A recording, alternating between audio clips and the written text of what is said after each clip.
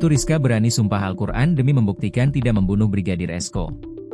Bribtu Rizka Sintiani masih merasa tidak bersalah meskipun sudah menjadi tersangka kasus kematian suaminya, Brigadir Esko Faskareli.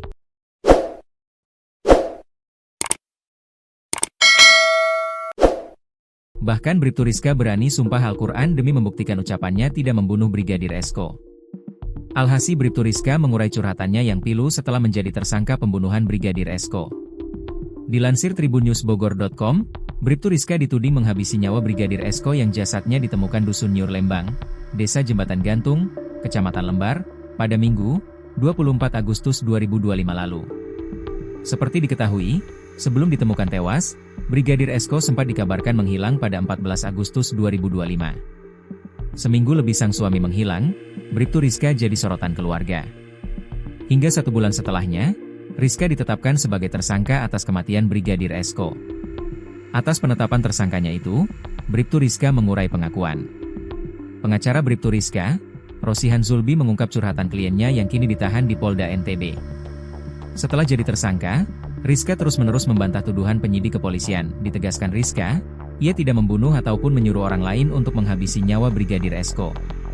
Sambil menangis, Rizka mengaku tidak mungkin membunuh suami tercintanya. Ibu Rizka selalu mengatakan hal yang sama bahwa, "Saya bukan pelaku, bukan orang yang menyuruh orang lain untuk membunuh suami saya. Saya tidak tahu menahu terkait dengan pembunuhan ini. Saya tidak mungkin melakukan hal sekeji itu dengan suami saya," sambil menangis, ungkap Rosihan Zulbi dilansir dari YouTube Koran Lombok, Selasa, 30 September 2025. Ba ingin membuktikan ucapannya, Rizka sampai berani bersumpah di atas kitab suci.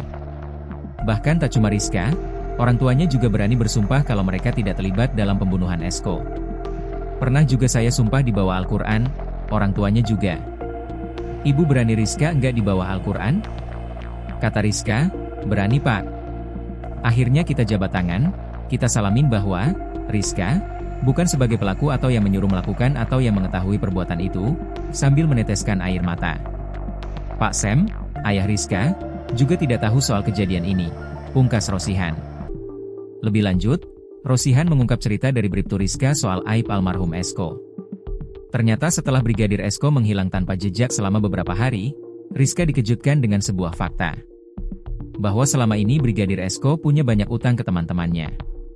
Hari Rabu sekitar sore, malam itu dia, Rizka, ditelepon sama Wira anggota polisi juga temannya korban. Di sana itu dia, Wira, sampaikan bahwa almarhum ini ada utang di beberapa temannya, ungkap Rosihan. Rizka sudah kasih tahu Wira kalau Esko nggak pernah pulang. Karena mungkin teman sesama anggota, pada saat itu telepon tanya, "Gimana suamimu udah pulang belum?" Di sana, Wira kasih tahu kalau Esko ini ada utang, sambungnya.